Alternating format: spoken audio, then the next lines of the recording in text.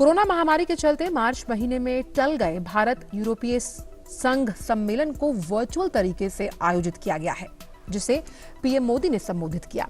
प्रधानमंत्री नरेंद्र मोदी ने दोनों पक्षों के सहयोग को विश्व शांति और स्थिरता के लिए जरूरी बताया तो कोरोना समेत वैश्विक चुनौतियों पर मिलकर काम करने की जरूरत पर जोर दिया। प्रधानमंत्री मोदी ने दोनों पक्षों के सहयोग को दुनिया के हित में करार दिया।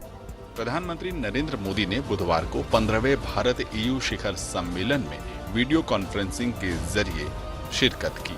ये सम्मेलन ऐसे समय में हुआ जब पूरी दुनिया कोविड-19 जैसी घातक महामारी से जूझ रही है। लिहाजा भारत और ईयू के लिए बैठक का मुख्य केंद्र भी यही था।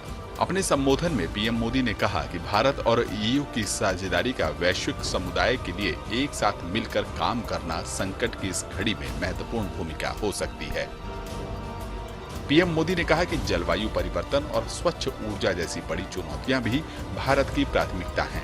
यूरोपीय निवेश और भारत के अक्षय ऊर्जा क्षेत्र में तकनीक को लेकर ईयू की संभावनाओं का भी जिक्र हुआ। बैठक में व्यापार और निवेश के मुद्दों पर भी बात हुई। कोविड-19 के बाद आर्थिक क्षेत्र में वैश्विक स्तर पर नई समस्याएं उत्पन्न हो गई। इसके लिए डेमोक्रेटिक राष्ट्रों के बीच अधिक सहयोग की आवश्यकता हम सब महसूस करते हैं। आज हमारे नागरिकों की सेहत और समृद्धि दोनों ही चुनौतियों का सामना कर रहे हैं। रूल्स बेस्ड इंटरनेशनल ऑर्डर पर विभिन्न प्रकार के दबाव है। ऐसे में भारत ईयू पार्टनरशिप आर्थिक पुनर्निर्माण में और एक मानव केंद्रित और मानवता केंद्रित ग्लोबलाइजेशन के निर्माण में महत्वपूर्ण भूमिका निभा सकती है।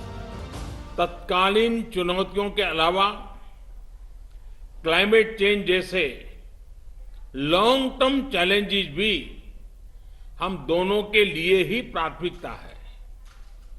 भारत में रिन्यूएबल एनर्जी के उपयोग को बढ़ाने के हमारे प्रयत्नों में हम यूरोप के इन्वेस्टमेंट और टेक्नोलॉजी का आमंत्रण करते हैं। यूरोपीय परिषद के अध्यक्ष चार्ल्स मिशेल ने कहा कि भारत और ईयू ऐसे लोकतंत्र हैं जो समान मूल्यों को साझा करते हैं। उन्होंने आतंकवाद जैसी गंभीर चुनौती से निपटने के लिए बहुपक्षीय सहयोग के बढ़ावे पर बल दिया। India and the EU are great democracies. We share common values.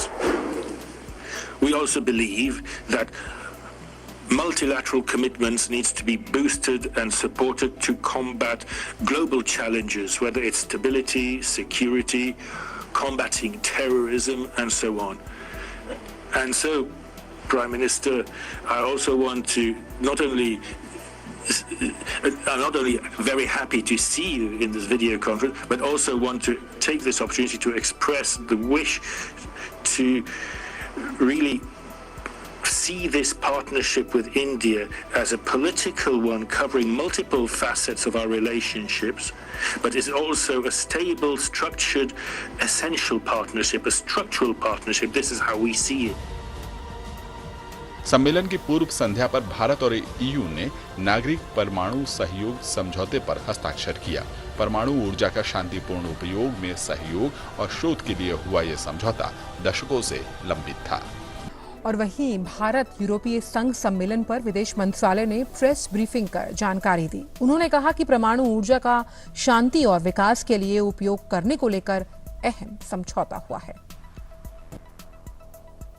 साथ ही ये भी कहा गया कि कोविड-19 महामारी को लेकर भी सहयोग को बढ़ावा देने पर भी चर्चा हुई है। यूरोपीय संघ ने वैक्सीन अनुसंधान और उसे बनाए जाने को लेकर भारत की भूमिका को सराहा है। The leaders also welcomed the conclusion of an agreement between Euratom, which is the European Atomic Energy Community, and India for cooperation in research and development in the fields of peaceful uses of nuclear energy. Recognizing each other's strength and mutual synergies, such as our role in pharmaceuticals and research, the EU and India agreed to intensify cooperation in response to the coronavirus, including on accessibility and affordability of COVID-19 tools, both President Michel and President von der Leyen greatly appreciated the timely assistance provided by India in terms of supply of medicines to EU countries. They sought India's active engagement in the initiative of universal and affordable vaccines for all.